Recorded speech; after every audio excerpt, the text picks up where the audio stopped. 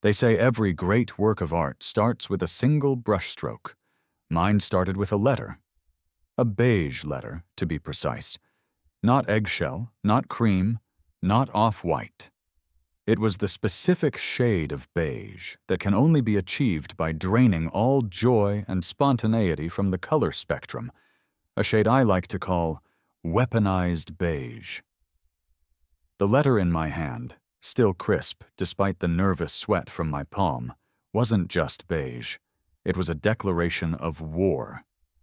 And it was telling me my masterpiece, my glorious, sun-sucking, hoe-way, infuriating rainbow, had to go. I tilted my head back, the afternoon sun glinting off the roof. My roof. A chaotic, magnificent mosaic of solar panels in cayenne, magenta, lemon yellow, and a shade of green, so obnoxious it would make a lime jealous. It was beautiful. It was audacious. It was, without a doubt, the single most passive-aggressive home improvement project in the history of American suburbia. And it was all Brenda's fault. It all began 3 months ago, not with a bang, but with a spreadsheet. I'm Leo Harrison, a graphic designer by trade, which means I spend 8 hours a day arguing with clients about why we can't make the logo pop more. I work from home in the meticulously planned suburban utopia of Maple Creek Estates. Our community motto, proudly displayed on a large, HOA-approved river stone at the entrance, is harmonious living, perfected. What this really means is that every blade of grass in your lawn must be of a uniform height. Every mailbox is the same shade of inoffensive taupe. And your trash cans cannot be visible from the street for more than 4 hours on collection day. It's the kind of place where Neighborhood Watch doesn't look for criminals. They look for unapproved wind chimes. My dream wasn't to disrupt this beige-tinted tranquility. My dream was much, much nerdier. I wanted to lower my carbon footprint, sure, but mostly I wanted to stick it to the electric company. My summer AC bill was a crime against humanity, and I'd spent a month building a detailed spreadsheet projecting the cost-benefit analysis of installing solar panels. "Dude, I did the math," I told my best friend Dave over the phone, pacing my living room with the kind of energy usually reserved for scientists discovering cold fusion. "In 7 years, these things pay for themselves. It's free energy from the sky. It's like a cheat code for bills." Dave's voice crackled on the other end, thick with the sound of cynical wisdom. "Free energy from the sky in Maple Creek? Leo, they sent you a warning notice last year because your welcome mat had too much personality. You think they're gonna let you put a spaceship on your roof?" "It's not a spaceship, it's progress," I insisted. "They're sleek, they're black, they're silent. The height of modern, unobtrusive technology. Besides, I filled out the form. Form 7B, Application for Exterior Modifications. I even used the approved font. It's all by the book." "The book," Dave scoffed, "was written by a woman who thinks beige is a personality trait. Just be careful, man." Form 7B was a masterpiece of bureaucratic nonsense. It required schematics, manufacturer specifications, a signed letter from the installer, who I hadn't even hired yet, and an aesthetic impact statement. I spent a weekend writing a 1,000-word essay on how the deep, contemplative black of the solar panels would complement the existing slate-gray roof shingles, creating a monochromatic tapestry of modern efficiency. I used words like juxtaposition and synergy. I deserved an award for that statement alone. I submitted it, feeling confident, and then I waited. And waited. A month later, the first beige envelope appeared in my inoffensive taupe mailbox. My hands trembled a little as I opened it. It was a single sheet of paper. My application had been denied. The reason cited was a copy-paste line of pure, unadulterated nonsense. Proposed modification is determined to be a disruption to the aesthetic harmony of the community. Disruption? Aesthetic harmony? I looked out my window at my neighbor's lawn, which was decorated with 3 plastic geese wearing seasonal bonnets. That was harmonious. I wasn't going down without a fight. I decided to appeal in person at the monthly HOA meeting. This was a mistake.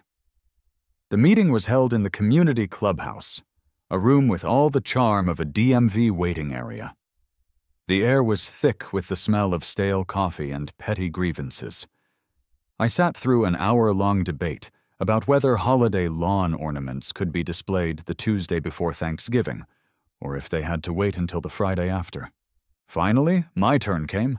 I stood up, clutched my notes, and made my case to the board. The board was a tribunal of 3 residents, presided over by the queen of conformity herself, Brenda. Brenda was a woman in her late 50s, whose blonde hair was sculpted into a helmet of such structural integrity that it could likely withstand a direct meteor strike. She listened to my impassioned speech about fiscal responsibility and environmental stewardship with a look of profound boredom. And so, I concluded, my voice full of what I hoped was reasonable passion, the panels are sleek, black, and they would barely be visible from the street. They are the opposite of a disruption. Brenda adjusted her glasses, peering down at me from her throne of folding chairs. Mr. Harrison, the bylaws, which you agreed to when you purchased your home, are perfectly clear. Any modification must not be an eyesore. She said the word eyesore, as if it were a foul stench she had just encountered. We have a cohesive visual language in this community.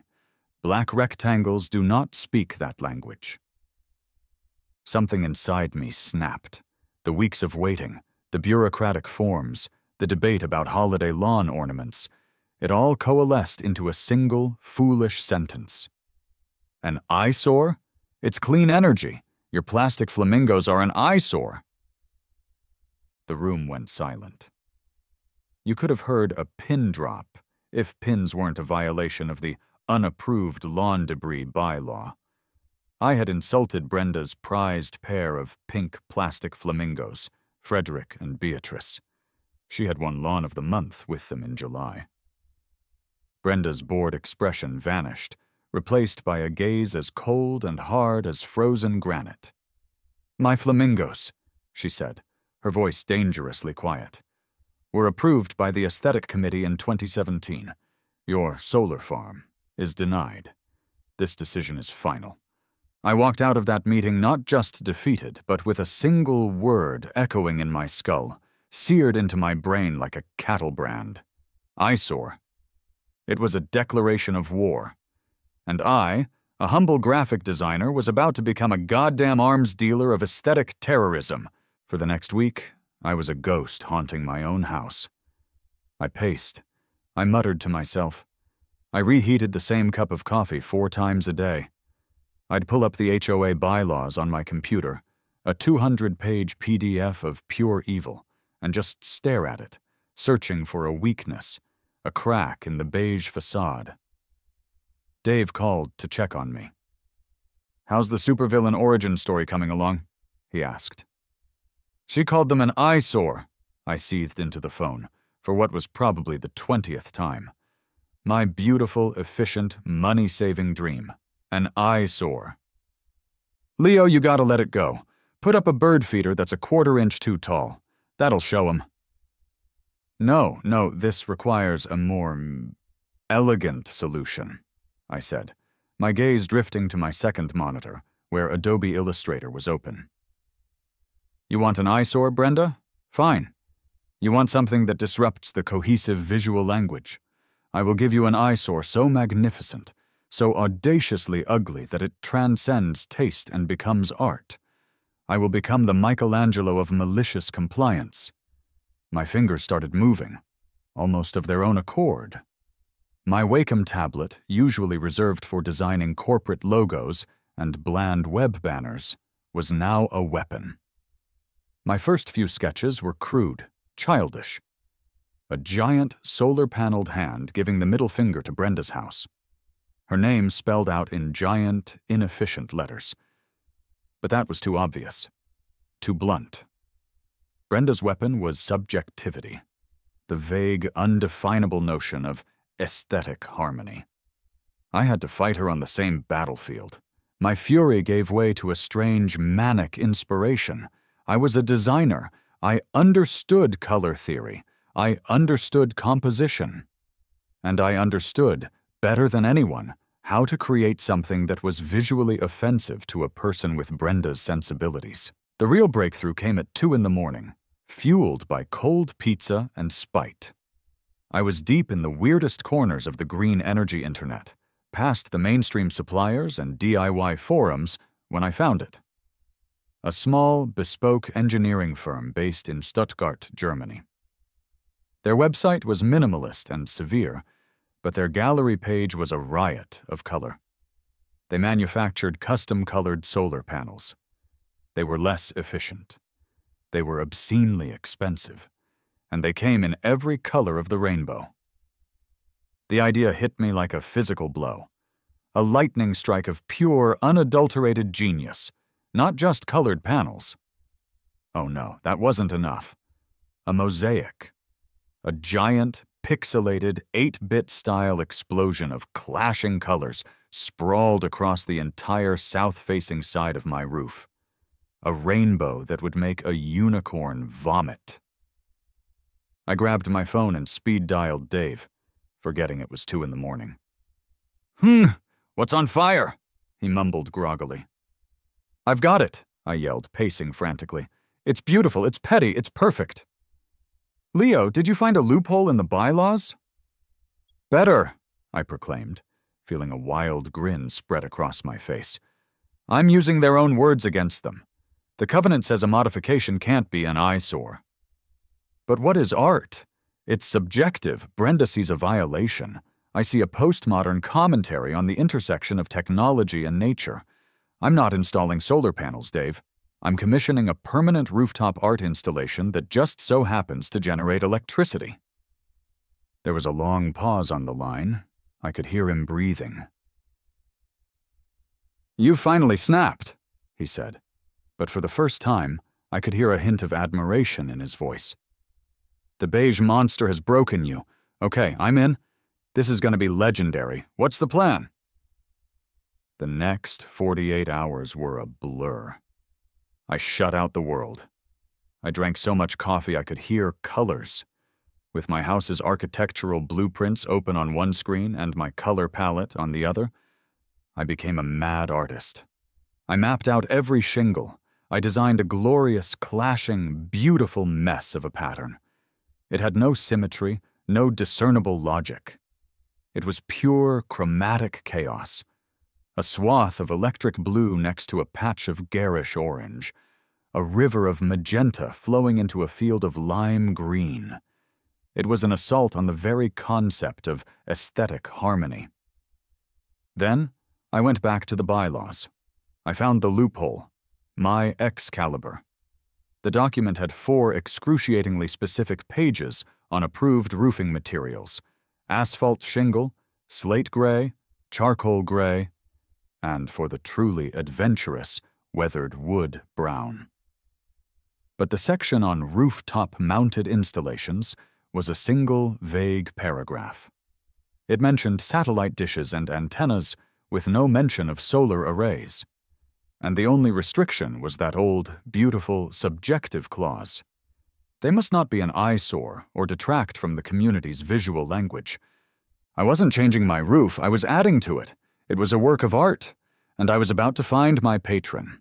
Or, more accurately, a contractor crazy enough to build it. My journey to find a contractor began with a harsh dose of reality. My glorious vision, so clear and perfect in my mind, was met with the blank stares of sensible professionals. My first stop was Solar Solutions, Inc., the biggest and most reputable installer in the tri-state area. Their office was sleek and modern, all glass and brushed steel. I was ushered into a conference room by a salesman named Todd, whose teeth were so white they were a form of light pollution. Todd launched into his polished spiel, showing me charts of efficiency ratings and graphs of energy savings. He was smooth. He was confident. He was completely unprepared for the folder I was about to open. "And our stealth array panels," Todd was saying, pointing to a picture of a roof with nearly invisible black panels, "have a 25-year warranty with 99.8% energy efficiency and a profile so low, your HOA won't even know they're there." "That's great, great," I said, nodding enthusiastically. "Really impressive stuff. Now, in terms of color, can I get 12 in magenta, 15 in cayenne, 8 in sunburst yellow, and let's say 20 in that vibrant emerald green?" Todd's perfect smile faltered, twitching at the corners. "I'm sorry, what?" "Sir, we have 2 color options for the panels, obsidian black and slightly less black." I smiled, feeling like a Bond villain revealing his master plan. I slid my full-color, professionally rendered blueprint of the rainbow mosaic across the polished table. "This," I said with a flourish, "is what I want." Todd stared at the printout. His gaze flickered from the chaotic rainbow design to my beaming face and back again. The gears in his salesman brain were grinding, trying to compute this new, nonsensical data. He picked up the paper as if it might bite him. "Sir, is this a prank?" he asked, his voice a strained whisper. "It's an art installation," I corrected him. "It also generates power, a 2-for-1 deal." This would void every warranty. The efficiency would be a nightmare. The wiring schematic alone." He trailed off, looking genuinely distressed. We can't do this. Our company mission is to provide harmonious energy solutions." He said the word harmonious, and I knew I had lost him. I was politely but firmly shown the door, clutching my rejected masterpiece. That first rejection set the tone for the next week. I embarked on a montage of failure that would have been funny if it weren't so demoralizing. A phone call to EcoPro installers. "Hi, I have a custom solar project I'd like to discuss." "Great, we love custom work. What do you have in mind?" "A multicolored mosaic." Click. They hung up on me. An email to SunPower Systems, complete with attachments of my design. "Dear Mr. Harrison, thank you for your inquiry. Unfortunately, our proprietary installation software does not support chaotic rainbow as a design parameter. We wish you the best of luck with your project." A conversation with a grizzled-looking independent contractor I met at a hardware store. "Are you sure you're not looking for a tile layer, son? Or maybe a therapist?" I was starting to lose hope. My grand rebellion was going to die in a pile of polite rejection emails. Dejected, I confessed my failure to Dave. "I'm telling you, man, just buy 100 plastic flamingos and put them on your lawn," he advised. "It's cheaper."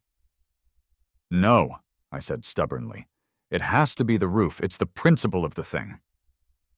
Okay, he sighed. "Let me do some digging.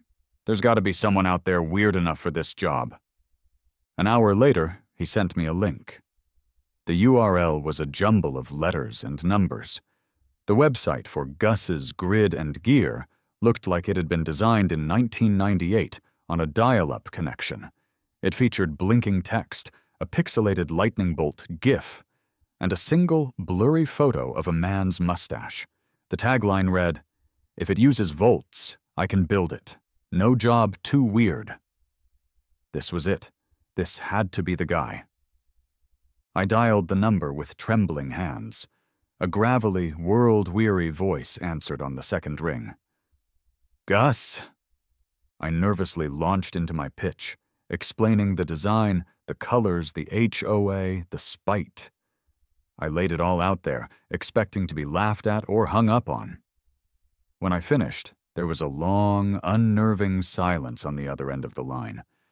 I could hear him breathing, maybe stroking his mustache. "Let me get this straight," Gus's voice finally rumbled. "You want to intentionally pay a premium for less efficient, custom-ordered German solar panels. Then you want to pay me to arrange them in a deliberately impractical pattern that will be a nightmare to wire, all for the sole purpose of pissing off the lady in charge of your homeowners association? My heart sank. Yes, I squeaked.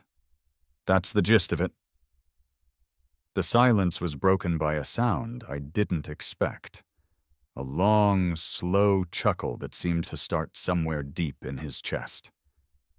"I'll be there Thursday at 10, he said. "Send me the drawings. I haven't had a job this good in years." On Thursday morning, a beat-up Ford F-150 that looked like it had survived the apocalypse rumbled to a stop in front of my house. Gus emerged. He was a man in his late 60s, built like a refrigerator, with a magnificent, graying walrus mustache that obscured his entire upper lip. He wore a faded flannel shirt and jeans that had seen more work than most people do in a lifetime. He didn't say hello. He just squinted up at my roof, then at the blueprint I handed him. He walked the perimeter of my house, occasionally grunting. Finally, he came back to the porch and looked me square in the eye. "The wiring's gonna be a beautiful, stupid nightmare," he declared, a strange twinkle in his eye. "Gotta run separate strings for each color block to optimize the charge controllers. Power output will probably be about 20% less than a standard array of this size. But it'll work." "But it will work?" I asked, hope surging through me. "Kid," he said, pointing a thumb at his chest, "I once wired a whole house to run off 300 potato batteries for a high school science fair. This is nothing. The real problem ain't the volts." He paused and slowly raised a calloused finger, pointing across the street. "It's the lady with the binoculars." I followed his gaze. There, in the upstairs window of the beige house directly opposite mine, was a small, glinting shape.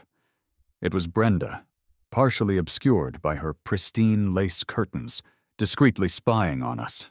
Gus grinned, a rare sight that was mostly mustache. "Oh yeah," he said. "This is gonna be fun." The day the panels arrived was an event. A massive 18-wheel freight truck, far too large for our quaint suburban cul-de-sac, wheezed its way onto my street at 7 in the morning. With a hiss of air brakes, it came to a stop, completely blocking any and all traffic. It was the most disruptive thing to happen in Maple Creek Estates since someone planted unauthorized petunias in the community garden. Doors opened, curtains twitched. The neighborhood's finely tuned network of gossip and suspicion hummed to life.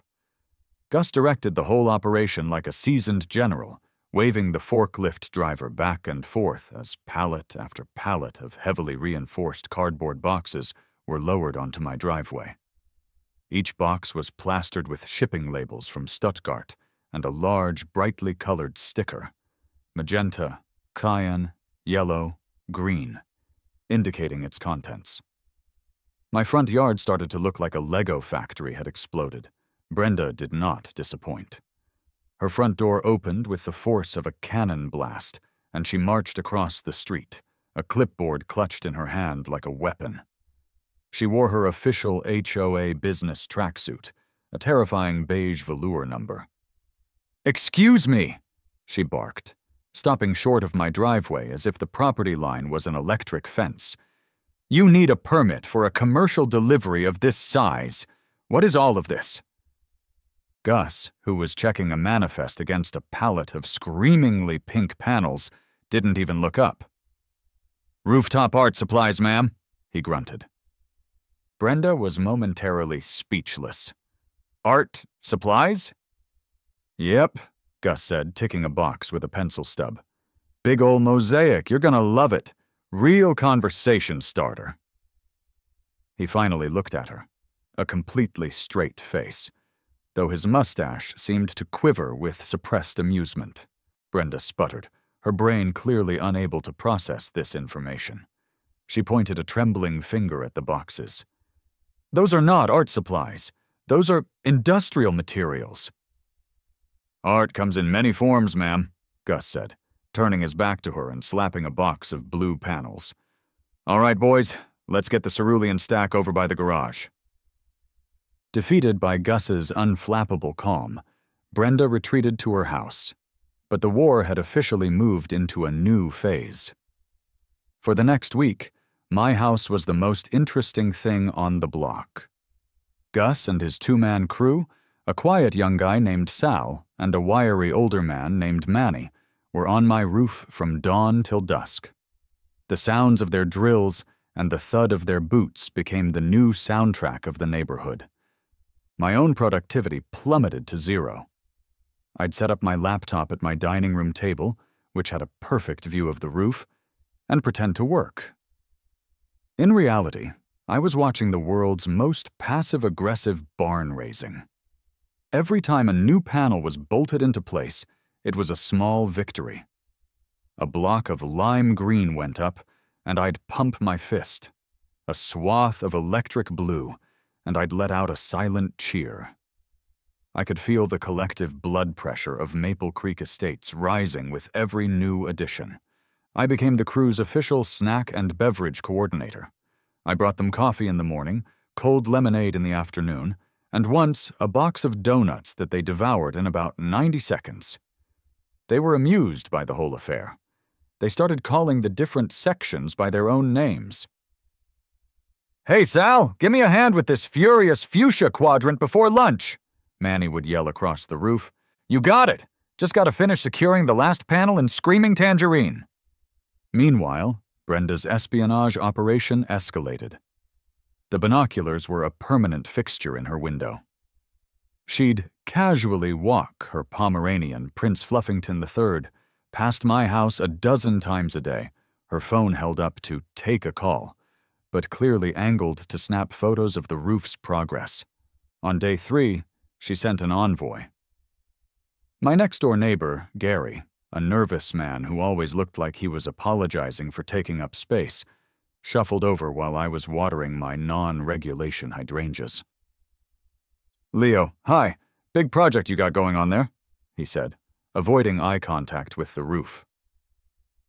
"Hey, Gary, just a little home improvement," I said cheerfully. Right, he stammered, wringing his hands. "It's just that, well, Brenda and a few of the others on the block, we're a little concerned about the colors." "It's an art piece, Gary," I said, reciting the line I had practiced in the mirror. "A celebration of renewable energy through vibrant personal expression." "Oh, yeah, expression, totally," he mumbled. "It's just, well, a few of those colors aren't on the pre-approved palette for exterior house paint." "Good thing it's not paint then, isn't it?" I said with a smile that was probably more menacing than friendly. Gary looked like a deer in headlights. He nodded, muttered something about needing to check his sprinkler heads, and scurried back to his own beige sanctuary, his mission a complete failure. The project neared completion on a Friday afternoon. The crew was installing the final panel. I was watching from the lawn, a proud, nervous father witnessing his monstrous child take its first steps. Gus called down to me. "Hey, kid, come here, you gotta see this." He was holding a panel that wasn't on my blueprint. It wasn't blue or green or red. It was gold.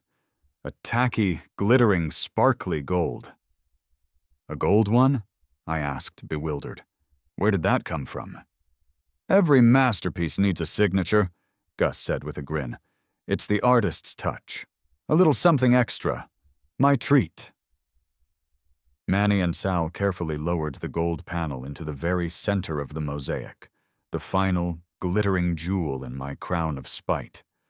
They drilled it into place. Gus gave a final thumbs up from the ridge of the roof. It was done. They packed up their tools, leaving behind nothing but a roof that screamed defiance at the sky.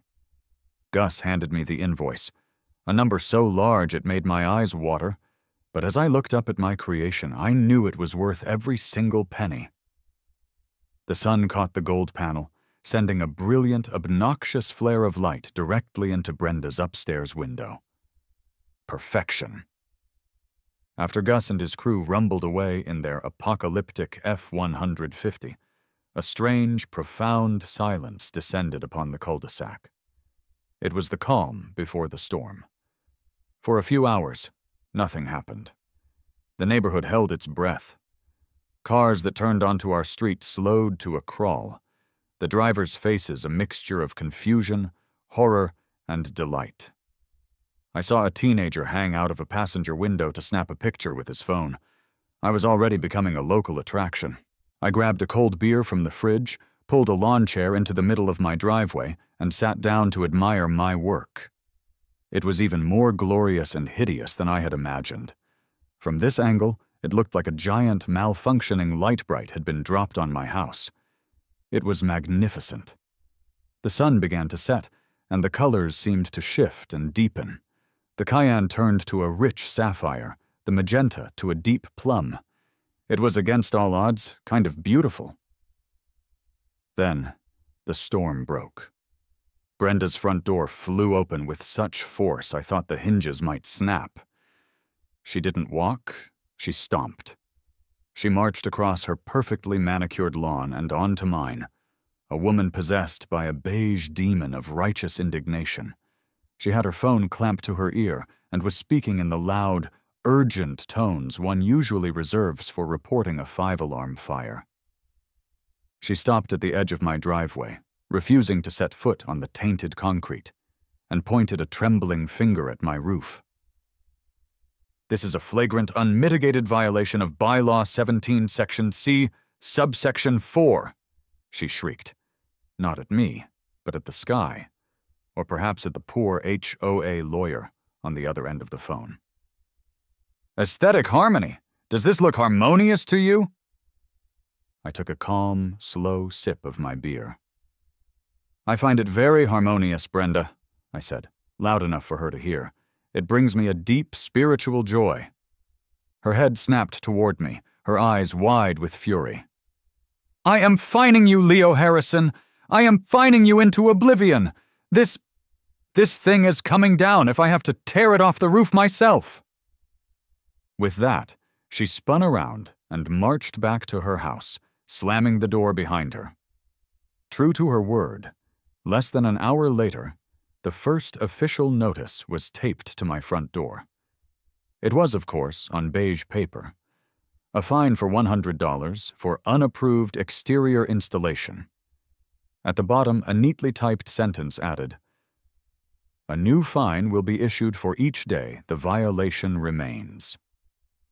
I was now on the clock. 2 days and $200 in fines later, the authorities arrived. I was in the middle of a Zoom meeting, trying to explain to a client why a brown logo on a dark brown background was a bad idea, when I saw the red and blue lights flashing through my window. A police cruiser had pulled up to the curb. Brenda, I thought with a grim smile, had called in the big guns. I excused myself from the meeting and went to the door. 2 officers were walking up my driveway. One was older, with a mustache that rivaled Gus's and the weary, resigned expression of a man who had seen every form of human foolishness. The other was young, with a crisp uniform and an earnest, by-the-book look on his face. In my head, I immediately named them Grumpy and Perky. "Leo Harrison?" the older officer, Miller, asked, his eyes already drifting up to the roof. "That's me," I said. Miller looked from the roof to his notepad and back again. He sighed, a deep, profound sound. "So, we got a call about a public nuisance. The complainant says you've installed a visually aggressive roof. It's a solar array, officer," I said politely. "Generates power. It's very green. Saves on the electric bill." The younger officer, Jenkins, stepped forward. "Sir, the complainant also claims it's causing a glare that is a potential hazard to drivers and low-flying aircraft." I fought the urge to laugh. "Low-flying aircraft? We're 10 miles from the airport. As for the glare, it's actually less reflective than the chrome bumper on your car. Would you like to come inside? I can show you the electrical output meter. It's fascinating." Officer Miller held up a hand, stopping me. He pinched the bridge of his nose, looking tired. So tired, son, he said, his voice gravelly. Let me ask you a straight question. Is this an HOA dispute? You could say that, I admitted. He nodded slowly, a flicker of understanding, and maybe pity in his eyes. Look, as long as it doesn't violate any city building codes, and I'm pretty sure there's no city ordinance against colorfulness, then this is a civil matter. It's not our problem. He turned to his partner. Let's go, Jenkins. We've got actual crimes to deal with. As they walked back to their car, I heard Miller mutter, just loud enough for me to catch it. Honestly, I kinda like it. It's got personality. Jenkins just shook his head, looking confused. The police car pulled away, leaving me alone on my porch. I had won the battle. Brenda was watching from her window, her silhouette radiating pure, impotent rage. But I knew, with every fiber of my being, that the war was far from over. The internet, in its infinite and chaotic wisdom, was the next front to open in my war against Brenda. The drone video appeared on a Tuesday. Some high school kid from a few streets over, who apparently had a very expensive hobby, had sent his drone up to get a bird's-eye view of my roof. He set the footage to some upbeat, trending pop song and posted it to TikTok with a simple, devastatingly effective caption. My neighbor is in a war with his Karen HOA, and this is his nuclear option. #ho wars, #petty #, malicious compliance, #rainbow roof. Dave sent me the link with the message, Dude, you're famous. I watched, mesmerized, as the view counter ticked up at an alarming rate. 10,000, 50,000, 500,000. By the next morning, the video had over 2 million views. My little suburban act of defiance had gone viral. #rainbow roof was trending on Twitter in my city. My life changed overnight. I became the rainbow roof guy. People started treating my quiet cul-de-sac like a tourist destination. Cars would drive by, slowing to a crawl, and I'd see phones sticking out of every window. I saw one family get out and take a full-on Christmas card-style photo on my lawn, with the roof as their festive backdrop. I couldn't even get my mail without someone yelling, "Love the roof, man!" from a passing minivan. Then the news came. A white van with the Channel 8 News logo emblazoned on the side parked in front of my house. A reporter with impossibly white teeth and a microphone that looked like a black ice cream cone bounded up to my door. Her name was Tiffany. "Hi, Leo Harrison?" she chirped. "Tiffany Vance, Channel 8 News. We're doing a story on your incredible roof and your dispute with the HOA. Would you be willing to give us an on-camera interview?" My first instinct was to say no, to hide inside and wait for it all to blow over. But then I thought of Brenda. I thought of her smug, victorious face at the HOA meeting. This was my chance to control the narrative. "I'd be happy to," I said with my most charming smile. Standing on my lawn, with a camera pointed at my face, I spun the story of my life. I was a humble, eco-conscious citizen who simply wanted to embrace the future of energy. When the HOA tried to stifle that innovation, I responded not with anger, but with art. "So, what's the message behind this incredible art installation?" Tiffany asked, leaning in with the microphone. "The message is that sustainability can be beautiful," I said, looking earnestly into the camera. "It doesn't have to be boring or uniform. Every color on that roof represents a brighter, cleaner future for all of us."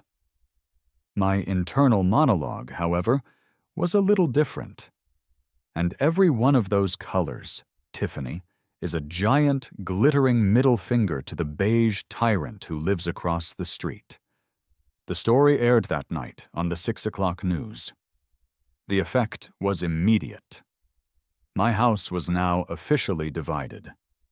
The Brenda loyalists were more horrified than ever, seeing me as a fame-seeking troublemaker, but a silent majority began to emerge. The next morning, I found a small box on my doorstep containing a single, perfectly frosted cupcake and an anonymous, handwritten note. "Keep fighting the good fight. A neighbor." A young couple who lived down the street started giving me a conspiratorial thumbs up whenever they drove by. The public support only made the HOA angrier. The daily fine notices continued, now hand-delivered by a scowling Brenda herself. And then, on Friday, a certified letter arrived. It was from a law firm, Dewey, Cheatham, and Howe.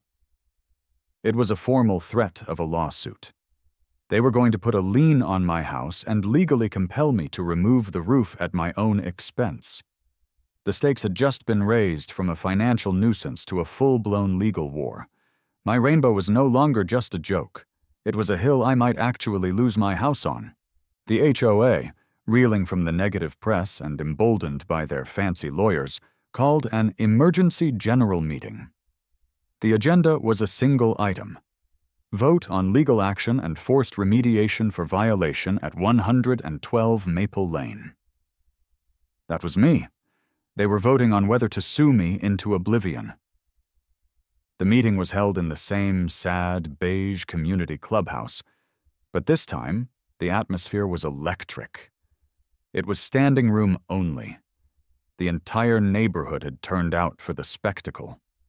The Channel 8 news van was parked outside, and Tiffany was there with a cameraman, ready to capture the suburban drama for the evening news. The room was split like a political convention. On one side sat Brenda and her supporters, a phalanx of grim-faced traditionalists. On the other side was my much smaller, ragtag group of allies. Dave, who had shown up wearing a tie-dye t-shirt in solidarity. The supportive young couple from down the street. And, surprisingly, a few other residents I'd never spoken to before, who looked tired of the HOA's iron-fisted rule. Brenda began the proceedings. She stood at the podium and delivered a dramatic, near-apocalyptic presentation. She had a slideshow. It featured blurry, zoomed-in photos of my roof taken from her window, with angry red circles drawn around the most offensive color combinations. She spoke of plummeting property values, of the erosion of community standards, of the very fabric of our harmonious society being torn asunder by this clownish monstrosity. Then the HOA's lawyer, a man who looked like he had been born wearing a gray suit, took the podium and spoke in dry, threatening legalese about liens, injunctions, and court-ordered compliance. It was terrifying. I could feel my support section shrinking in their seats. Finally, it was my turn. My heart was hammering in my chest. I walked to the podium, not with a lawyer, but with a printout of the HOA bylaws and a USB stick. I plugged it into the projector. My first slide popped up on the screen behind me. It was a beautiful, high-resolution drone shot of my roof against a brilliant blue sky. "Good evening," I said, my voice steadier than I felt. "Brenda, you and the board called my initial proposal for simple black solar panels an eyesore. And you were within your rights to do so, because an eyesore is a subjective opinion. So I decided to lean into the subjectivity." I clicked to the next slide, which had the title, "The Maple Creek Beacon of Sustainability," written in a fancy, elegant font. "This isn't just a solar array, it's a public art installation. The bylaws," I said, holding up my printout, "are very specific about roofing materials, but they are incredibly vague about rooftop-mounted installations. The only restriction is that they cannot detract from the community. But I ask you, has this really detracted? This roof has brought more national attention, more conversation, and frankly, more visitors to this neighborhood than the annual Petunia Festival ever has. It's not detracting, it's defining. It's art, and you can't put a bylaw on art." I could see some people nodding. Brenda was fuming. Before she could object, a gruff voice cut through the room from the back. "He's got a point." Every head turned. It was Mr. Henderson, the resident curmudgeon who had lived on the street for 40 years and communicated exclusively through grunts and disapproving glares. He stood up slowly. "Frankly," he grumbled, "I thought it was hideous at first. Looked like a unicorn threw up on his house." A few people chuckled. "But my grandkids came to visit from out of state last week. First time in 5 years they've been excited to see my house. They call it the Lego house. They made me take them to see it every day." He looked around the room. "It's grown on me. It's got some damn character, which is more than I can say for the rest of these cookie-cutter houses." That was it. The tide had turned. Brenda, seeing she was losing control, immediately called for the vote. "All in favor of pursuing legal action to have the installation removed."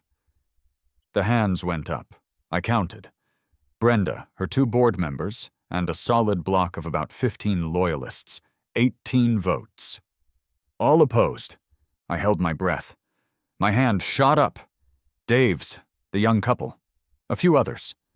Then Mr. Henderson's hand went up slowly. And then a ripple. A few more hands, hesitant at first, joined them. I counted frantically 10, 15, 18, 19, and 19. The motion failed, by one single vote. The room was silent for a moment, and then a smattering of applause broke out from my side. Brenda stood at the podium, her face pale, her mouth slightly agape. She had been defeated. In her own beige room, on her own terms. It was over. In the weeks that followed the great HOA showdown, the changes were swift. Brenda, in a final dramatic act of protest, resigned as HOA president, citing irreconcilable artistic differences with the community. The threat of lawsuits and fines vanished. My roof was officially, legally safe. The German solar panel company, having caught wind of my story online, sent me a letter asking if they could feature my house in their international marketing campaign. I said yes. Life in Maple Creek Estates settled into a new, slightly more colorful normal. My house became an accepted, if still debated, local landmark. The neighborhood kids definitively called it the Lego house, and I often found chalk drawings of rainbows on my sidewalk. A few months later, on a bright, sunny Saturday, I was sitting on my lawn, sipping a glass of lemonade. My electricity bill for the previous month had been a whopping $4.27. A family I didn't know was standing on the sidewalk, posing for a selfie with my roof in the background. I gave them a friendly wave, and they waved back. Dave pulled into the driveway, a 6-pack of beer under his arm. He dropped into the lawn chair beside me. "How does it feel to be a suburban legend?" he asked, cracking open 2 bottles. "It feels bright," I said, looking up at the riot of color that crowned my house. The panels were drinking in the sunlight, silently churning out clean, spite-fueled energy. "You know," I said, taking a long drink of beer, "this all started because Brenda called a few boring black panels an eyesore." Dave grinned. "And you showed her. You really, really did." I looked at the vibrant mosaic, at the flash of gold in the center, at the impossibly blue sky behind it. They say you can't fight City Hall. Maybe not. But you can sure as hell fight the Homeowners Association. You just need a good idea, a stubborn streak, and a whole lot of color. And if you're lucky, you find a contractor named Gus who understands that sometimes the best projects aren't just about building something new. They're about tearing something old and beige and boring right down to the ground.